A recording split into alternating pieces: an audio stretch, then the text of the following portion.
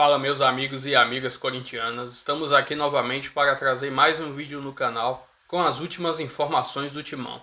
Se inscreva no canal, deixa seu like, seu comentário também e vamos pro vídeo. Tem notícias do Eu? dela.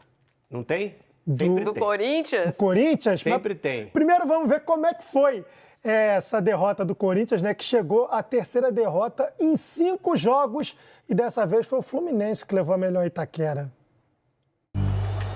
Que vitória do Fluminense na Neoquímica Arena. 2 para o Fluminense, 0 para o Corinthians. I think that is what we needed, and every game you see a different Memphis because we are not consistent. So I'm known for a player who receives ball between the lines, who is dangerous in the final third. But yeah, when Garo isn't playing or Igor is not playing, the team requests that from me to help them because. Esse desabafo do Memphis foi logo depois do que aconteceu, ou melhor, do que não aconteceu, contra o Fluminense. Um jogo em que boa parte dos torcedores estava assim, ó, sem muita empolgação. Tá muito chato esse jogo. Até agora o jogo tá horrível. Sem meio campo nenhum no Corinthians, já faz 3 jogos que não joga nada. Renato, não sou o pé frio, a gente vai ganhar, viu, Renato? Quem é o Renato? É meu gerente. Achei que era o Gaúcho. Não. Pra não dizer que não teve nada no primeiro tempo, o Memphis meio que cruzou, meio que chutou essa bola que o Fábio tirou ali, ó, pertinho. Ah, e teve o Yuri Alberto metendo essa foquinha na lateral também. Mas, verdade seja dita, o Fluminense até então também não tinha levado perigo algum. Quem aguentou o primeiro tempo acordado estava com esperança de que o negócio ainda podia melhorar para o Corinthians no jogo. Mas a situação que já estava ruim ficou ainda pior. Na segunda bola que o Fluminense chutou pro gol no jogo todo, tava lá. Gol! E um golaço do Fluminense! Que paulada, que chutaço de pura inspiração do René! Na tentativa de resolver o problema, o Ramon Dias começou a empilhar atacantes, até terminar o jogo com 4 na frente. Um deles, o Thales Magno, passou perto de empatar.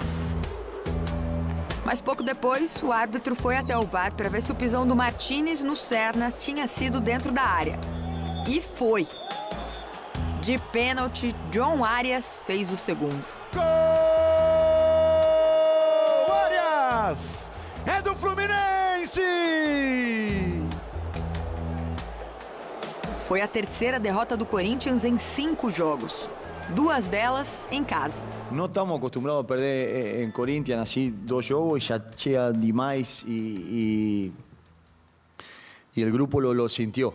Acho que el golpe del clásico fue duro para nós y acho que hoy se sintió un poco. Mas para a maior estrela do time, o problema é um pouco mais profundo. If you wanna have a team that just runs and don't play with the brain, then I think you select the wrong team. You know, I came here 6 months ago. Do you think that the team progressed, you know? Or are we just looking at results? E com isso... Fortes, hein? O Memphis decidiu falar, né? Joana. Hablou muito. Hablou. Spoke, no caso. Ele spoke. Explicou.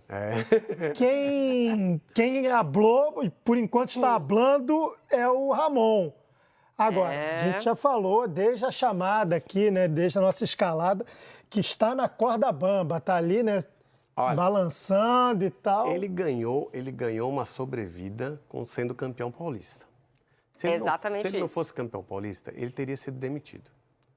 Teria perdido para o Palmeiras teria sido tetracampeão no estádio do Corinthians, ele ia ser demitido fatalmente, não teria nenhuma chance de continuar. Lembrando que o principal foco do Corinthians era a Libertadores e o Corinthians ficou fora na pré. E olha como começou o Corinthians na Sul-Americana também. Então, o Corinthians foi mal na Libertadores. Olha só, o Corinthians ganhou o Campeonato Paulista, ele foi bem no Campeonato Paulista. De ponta a ponta foi melhor. A campanha do Corinthians foi muito boa e o Corinthians chegou à final com o Palmeiras, fez 2 jogos mais ou menos, mas ganhou do Palmeiras. O Palmeiras estava numa situação instável, o Corinthians se aproveitou e conseguiu a vitória. Mas não vinha bem porque a temporada era dificuldade na Libertadores, dificuldade na Sul-Americana e agora dificuldade de início do Campeonato Brasileiro, junto com dificuldade de Sul-Americana.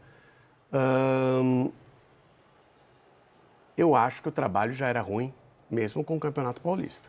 Eu acho que ficou um pouco insustentável com essa posição do Memphis, né? Ele deixa claro que ele está insatisfeito como o time é comandado. Não, e com a posição dele.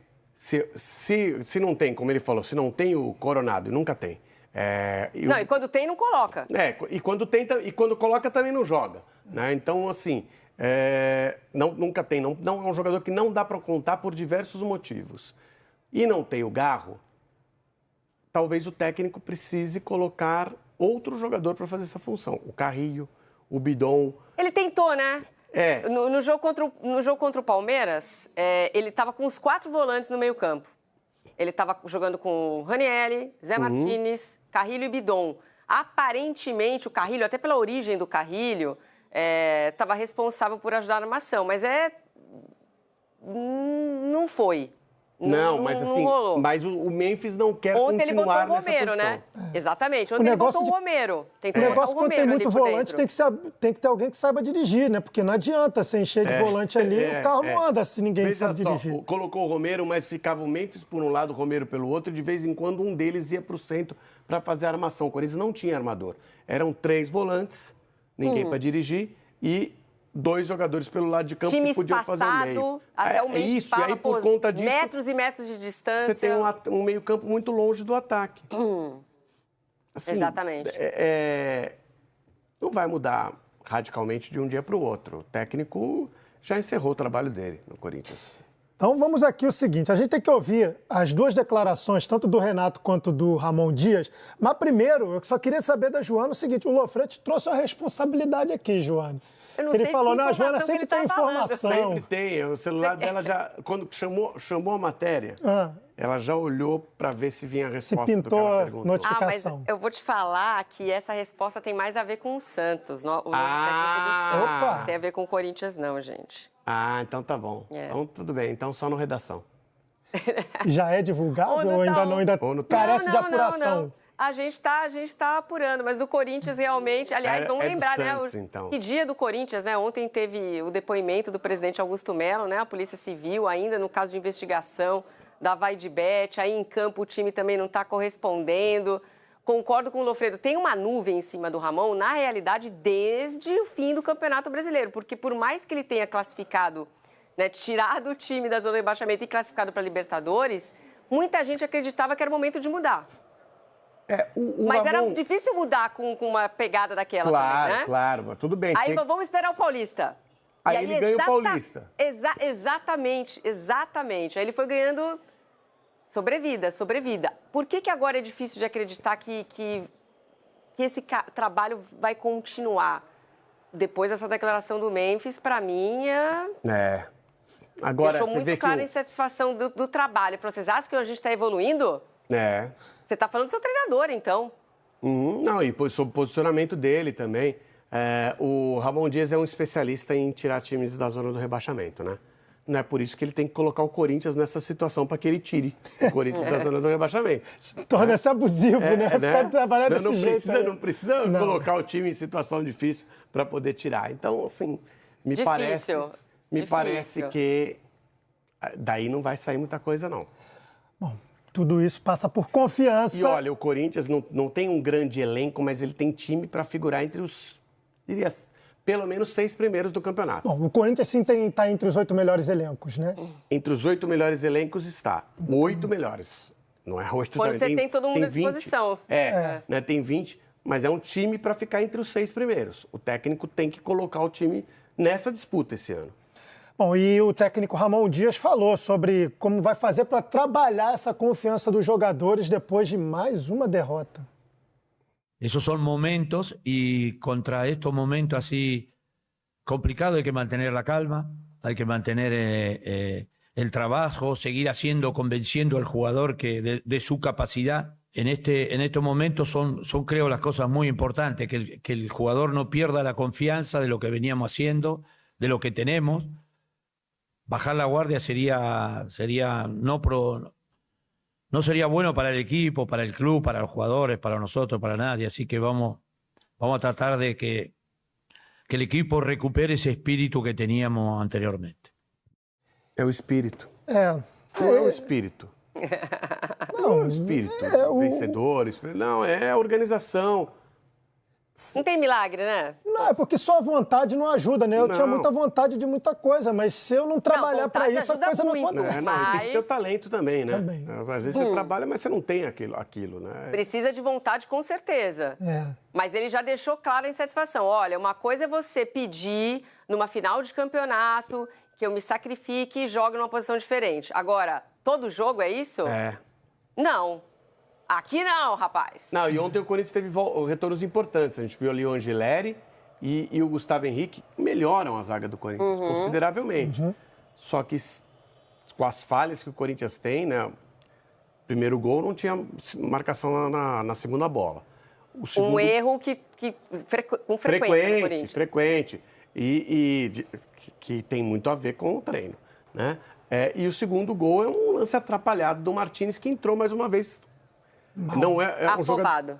Não é um jogador. É um jogador que às vezes faz boas partidas, às vezes faz partidas assim, entra meio perdido. E também foi sacrificado várias vezes taticamente, já foi utilizado de diversas formas pelo Ramon, assim como o Carrijo. Tem vários jogadores que se colocam nessa posição, né, Lofredo? Sim. No Corinthians. E fica sempre a pergunta. Cadê o Mas aí Garro, a gente né? viu o Memphis. O Garro vai demorar muito para voltar. Fica sempre essa pergunta. Mas o Garro já voltou para o Brasil, Joana? Sim. Já está no Brasil. Sim. Agora o tratamento rápido. É todo aquilo. Aqui. Foi rápido, inclusive. Foi rápido. Então tá bom já. A passagem dele. Não, a passagem dele na Espanha foi rápida, porque lembra quando ele foi, não existia uma expectativa, não tinha prazo, mas ele voltou faz mais de uma semana. Já. Então agora tá bom, pode jogar. Não, pelo jeito não. Não, então o que ele foi fazer na Espanha? Então, o grande problema é que a gente nunca sabe. A gente está falando do Neymar, né? O Neymar vai passar por exames. Você vai ver que não vai ter um prazo determinado. Vai ter assim, o Neymar tá fora e acabou. A gente ficamos na expectativa, exatamente. Ninguém vai colocar, até para não aumentar, a palavra é essa, não aumentar a expectativa. Por isso que os departamentos médicos de todos os clubes, eles não colocam prazo. Sim. Se colocam com, de 4 a 6 meses, quando se trata de uma cirurgia, aí tem um rombo ali, uma diferença bem grande. No caso do Gal, que a gente sabe que ele está tentando tratamentos alternativos, mas é um problema crônico, não se coloca prazo.